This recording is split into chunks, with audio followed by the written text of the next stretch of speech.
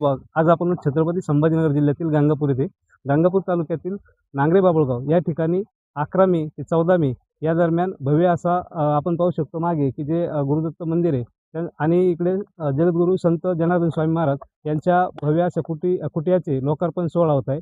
या ठिकाणी वेरूळ आश्रम येथील महामंडलेश्वर शांतिगिरी महाराज यांची उपस्थिती या कार्यक्रमाला राहणार आहे। तसेच या ठिकाणी 11 मे ते 14 मे या दरम्यान भव्य असे शिवमहापुराण कथेचे आयोजन या ठिकाणी करण्यात आले।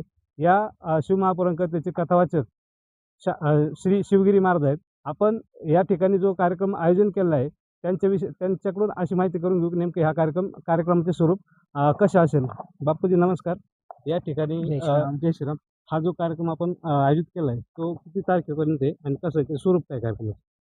पूज्य जगद्गुरू श्री शांतिगिरी महाराजांच्या आदेशाने, पूज्य आमच्या गुरुदेवांच्या आदेशाने या ठिकाणी गेल्या वर्षी बाबाजींची इच्छा होती की श्री क्षेत्र नांगरे बाबुळगाव येथे एक भव्य दिव्य सद्गुरू जनार्दन स्वामींचा आश्रम व्हावं आणि बाबाजींचं वचन आज खरं ठरलंय। दिनांक 11 मे ते 14 मे या काळामध्ये या ठिकाणी महाराजांच्या कृपेनं, बाबाजींच्या कृपेनं या ठिकाणी श्री आदिनाथ गुरुदत्त पीठाच्या वतीनं जगद्गुरू जनार्दन स्वामींच्या आश्रमाचं आणि आदिनाथ गुरुदत्त पीठाचं या ठिकाणी लोकार्पण होतंय। या ठिकाणी श्री 1008 महामंडलेश्वर शिवगिरी बाबांची या ठिकाणी शिवमहापुराण कथा आयोजित केली आहे। त्यानंतर 108 संतांची भव्य पूजन आणि आयोजन या ठिकाणी ते 14 तारखेला होणार आहे। त्यानिमित्त सर्व भाविकांना मी आवाहन करेल की या धर्मकार्यासाठी आपण सर्वांनी उपस्थित राहावं। आपले शिवमहापुराण कथेची जी वेळ आहे ती वेळ कशी असणार आहे? संध्याकाळी 6 ते 9 या दरम्यान शिवमहापुराण कथा होईल आणि त्यानंतर महाप्रसादाचं आयोजन केलं आहे। कार्यक्रमाचा समारोप कधी आणि समारोपाच्या दिवशी मुख्य कार्यक्रमाचं आकर्षण काय असणार आहे? या ठिकाणी दिनांक 14 मे सकाळी 8 ते 12 वाजेपर्यंत कार्यक्रमाची सांगता होईल। या कार्यक्रमाचं आकर्षण म्हणजे की हा छोटा मिनी कुंभ या ठिकाणी आयोजन होणार आहे। या ठिकाणी 108 संतांचं आगमन या श्री आदिनाथ गुरुदत्त पीठावर सद्गुरू जनार्दन स्वामींच्या आश्रमाचं लोकार्पण करण्यासाठी होणार आहे। या ठिकाणी जे मुख्य साधू संत उपस्थित राहणार आहेत त्यांची अशी प्राथमिक कोणते नाव आहेत?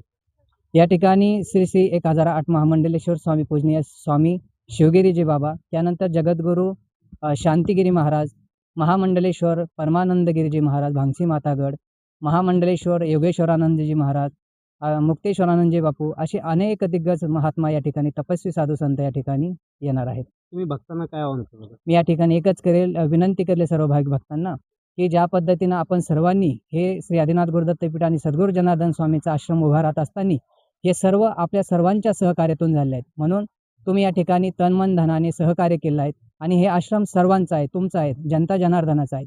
आणि या कार्यक्रमाला, या दिव्य सोहळ्यासाठी आपण सर्वजण या ठिकाणी उपस्थित राहावं आणि या दिव्य सोहळ्याचा, या साधू संतांचं दर्शन या ठिकाणी आपण घ्यावं, महाप्रसादाचा आपण सर्वांनी लाभ घ्यावा सहपरिवार।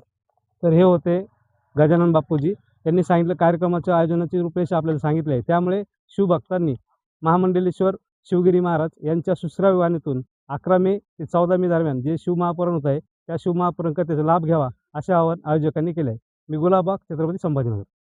ठिकाणी जे यज्ञाचं काम चालू आहे या ठिकाणी या कार्यक्रमाची रूपरेषा कशी असेल आणि ते का करतात?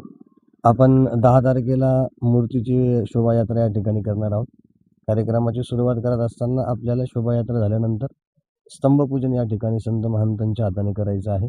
या कार्यक्रमाचा अधिकार प्राप्त होण्यासाठी प्रायश्चित्त संकल्प आणि प्रायश्चित्त 10 प्रकारचे जे स्नान सांगितलेले आहे ते स्नानाचा विधी या ठिकाणी करून आपल्याला त्या ठिकाणी त्यांना प्रायश्चित्त, गोमातेचं पूजन, अश्व म्हणजे घोड्याचं पूजन या ठिकाणी करून द्यायचं आहे। ते सर्व झाल्यानंतर 11 तारखेला ठीक 6 वाजता आपल्या यज्ञाची सुरुवात होणार आहे। या यज्ञामध्ये पहिल्यांदा आपण प्रधान संकल्पापासून सुरुवात करणं, जलाधिवासापर्यंत कर्म करणार आहोत। दुसऱ्या दिवशी जे आहे ते देवाचं स्नपन आपण या ठिकाणी करणार आहोत, महादेवाचं स्नपन, त्यानंतर दत्त भगवंताचं स्नपन या ठिकाणी करणार। 9 प्रकारचे कुंड आपण या ठिकाणी सांगितलेले आहेत।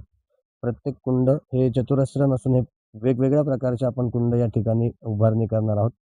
षोडशस्तंभात्मक आपला हा यज्ञ मंडप असणार आहे। त्याची रचना आता आपण या ठिकाणी बघू शकता। या ठिकाणी माप घेणं चालू आहे, त्याचं आपण काम करणार आहोत।